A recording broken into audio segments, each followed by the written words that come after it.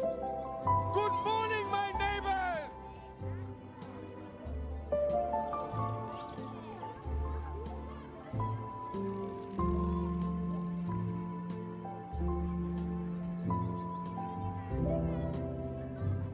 Starting the coffee with chopsticks using the vortex method, the only true way to optimize the taste of your coffee at the molecular level. Good morning. Welcome to the Daybreak Show. I am the Sultan. We'll get started, but first, coffee. Bustelo Instant Bulletproof Coffee. Tablespoon of Bustelo Instant Espresso. 1 tablespoon of ghee, which is clarified butter, a touch of honey, and some heavy cream. And then I take a milk frother and just mix it up, and it's magnificent. It's almost like a mini breakfast. The weight starts to fall off of you. If you're interested in dropping a few pounds, it's a great way to go.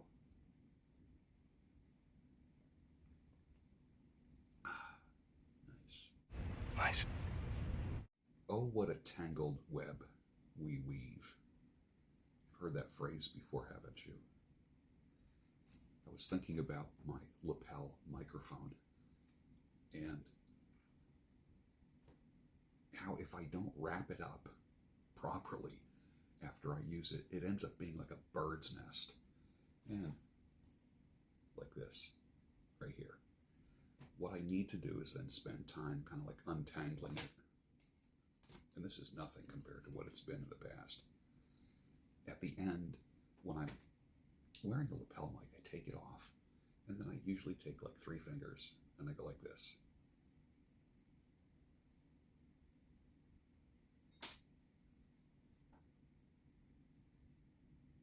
And it's nice and neat. Okay, and I put that away. If I just push it aside, when I am shuffling around other things, papers, books, my calendar, stuff that's on the table, it ends up being like this bird's nest kind of thing. Because I didn't take the time to neatly wrap it up. When you neatly wrap it up, it just comes out so easily. Now I'm going to connect it and plug it in. You'll see a difference. Here we go.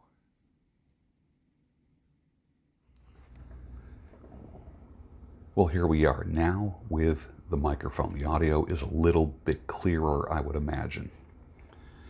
And the closer I put it to my mouth, the louder it's going to be. I don't have to mess around with the volume. Post-production volume, which basically is done on my phone. You know I do everything on my phone, right? You know I don't do any of this for 6 years now. Nothing has been done anywhere else except on my phone. I said all that to say this. Oh, what a tangled web we weave. Let's talk about that. Oh, what a tangled web we weave when we first practice to deceive is a very Shakespearean phrase. However, it's not from Shakespeare. It comes from an early 19th century Scottish author, Sir Walter Scott, a best-selling writer of novels, plays, and poems. Like so many of Shakespeare's lasting observations, it's a beautifully expressed aphorism that uses just a few words to describe one life experience so perfectly. Oh, what a tangled web we weave. So many times in my coaching, I don't coach victims. That's one thing I've never done is coach victims. 9 times out of 10, the people that I've worked with have created tangled webs for themselves. Dating, marrying, knocking up the wrong woman, marrying too fast, living by their emotions, living by their testosterone. Hence my phrases like think with your head and not the bed. My metaphors of the gorilla driving the car from the driver's seat and then putting him in the passenger seat or the back seat or the trunk or getting him out of the car. The gorilla meaning your sex drive or life drive. I I view sex drive as life drive. There was a word for it, I think Freud, and I'm not a huge Freud fan, but I believe Freud talked about libido, which is the sex drive, the life drive. It's amazing. My father used to say, it's amazing what a man will do for a piece of pee. Yeah, I had that kind of father. And I'm thankful that I did, that I had a guy that spoke truth. He said something like, a man will swim shark-infested waters and crawl through deserts for some pee. What was the other thing he would say? The power of the pee will draw a man through the eye of a needle. It's weird having a father like that. But thank the Lord he taught me some of those lessons. Otherwise, I would have been in huge trouble, or I would say in more trouble than I was when I was growing up. Let's get back to the tangled web. Remember the cycle of complicate and then justify. Complicate, justify. It's a cycle that men go through. But the cycle of complicating your life and then justifying why you did it. You know what sums it up? Sir Walter Scott, in his phrase, "Oh, what a tangled web we weave." When I work with guys, we try to untangle that bird's nest of a mess where we were impulsive, where we didn't check with people, where we didn't have a multitude of counselors or a multitude of counsel. And it takes so long to do that. You can ruin your life with one stupid decision. You can also create a life with one decision. In the last video I did, investing in yourself. People say, well, what does that mean specifically? Taking courses, reading, having a mentor, having a coach. That's what I mean. Did you ever see news reports of like an animal that stuck its head through a fence but it couldn't get out, and they had to bring the fire department by and use the jaws of life to spread the bars so the thing could get its head out? Or a baby that, a toddler that got its head stuck in a railing or a fence or something like that. Oh, what tangled webs we weave that require the assistance of others to get out of.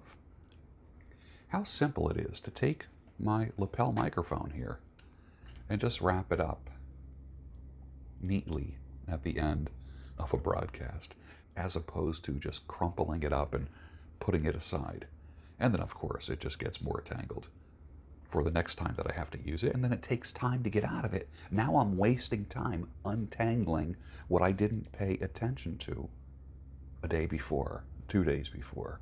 How many times were you impulsive in your life and you created a tangled web of relationships? You invited people or allowed people or tolerated people in your life that you shouldn't have. And you don't know if that should or shouldn't have thing applies until you're down the road. What do they say? Hindsight is 20/20. Hindsight, looking back. If you look back in your life, what would you do differently? When you figure that out, and you have to write this down on paper, literally write things down, commit these thoughts to paper. When you identify where you went wrong in the past, that's the beauty of hindsight, and then think about it, and then make a commitment to not do that thing again, that's called foresight. So when you encounter a new situation, you look at the lessons from the past, and you can make the right decision for the future. Foresight, which leads to insight, being an insightful person. Yes, I made mistakes in the past. I committed to not making them in the future, and I have made great decisions. The foresight. In other words, when you see something that's not good for you, you stay away from it.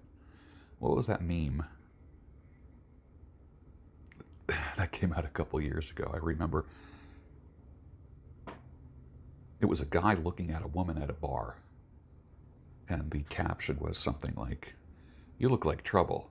Get over here." Something like that. How many times have you done that in your life?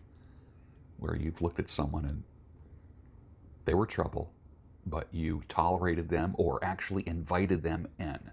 Trouble will show up at your front door. Just don't invite it in. How many times have you tried to fix somebody or rescue somebody?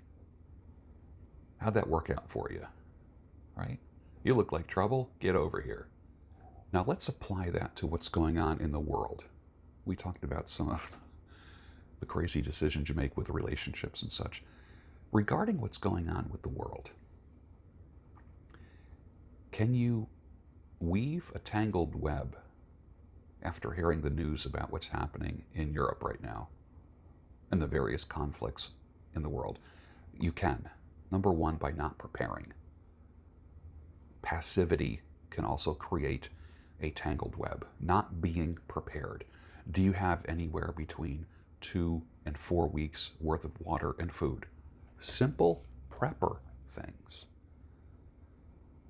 Do you always have a full tank of gas? Do you never let it go below 3/4 of a tank? Which means you might have to stop at the gas pump a couple times a week just to keep the gas up. What about your physical condition? Passivity leads to problems in the future. Ignoring problems. Things don't go away by themselves. You have to be active.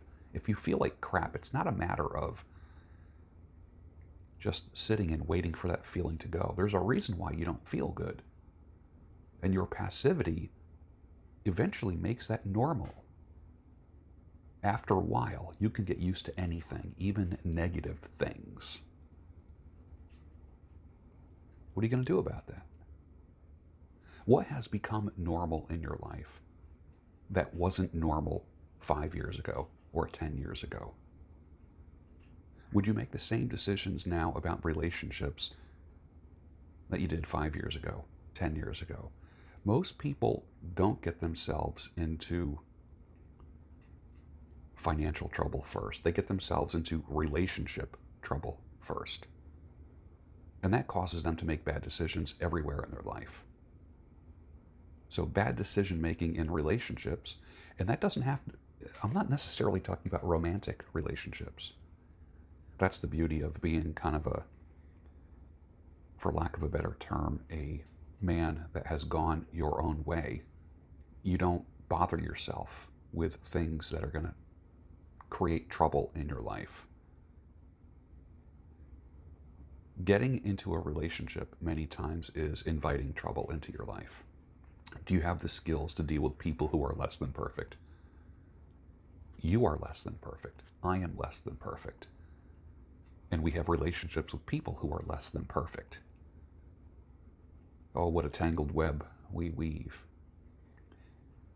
How many of a person's problems are you willing to assimilate in your life? And you're thinking right now, oh, none. Really? When you date someone, have an LTR, long-term relationship, or marry someone, you marry their family, you marry their problems. That's why I tell men, be careful of what you invite in your life.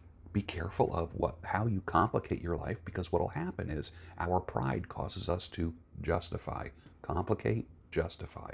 Oh, what a tangled web we weave. And then it's hard to get that bird's nest of a tangled life untangled or unstuck. I've been saying this since 2016. 2016 is the year you get unstuck. 2017 is the year you get unstuck. How many years have you been hearing me say that? This is the year that you get unstuck. Only if we took a little more care in our decision making, learned from the past, made proper decisions for the future, foresight, gained insight after looking at how we went wrong, can we prevent trouble? I had to laugh at Jeff Putnam, who said he was in Costco. I did a conversation with Jeff Putnam. He was in Costco, And he says out loud, nobody knows. It was almost like, like the Marco Polo game, Marco Polo. He's in Costco and says, nobody knows. And out of one of the aisles, someone said, the troubles I've seen. And they started laughing. And they met and shook hands, he and another dude. And he says he's now good friends with that guy. I thought that was pretty funny. But when you look at the phrase, nobody knows the troubles I've seen, that's usually referring to things that you had no control over. I believe that was an old spiritual song, Nobody Knows the Troubles I've Seen. It's an old spiritual from the South, I believe from slaves or former slaves. That's different than the tangled web. How do you deal with troubles that come your way? One of the things you do is you make a decision ahead of time on how to deal with troubles. Number one, you respond, you don't react. It's hard to pre-plan your response to everything because you never know what's going to come your way. So what you do is you create a life that is fortified to deal with trouble, with bad news. So you don't get stuck in a web, a tangled web of trying to get out of a bad situation or making a bad situation worse. How many men have gone through divorce and during the dark times when they moved out of the marital home and they're in an apartment, do they start drinking? Do they start excessive, illicit sexual activity? How many times has that happened?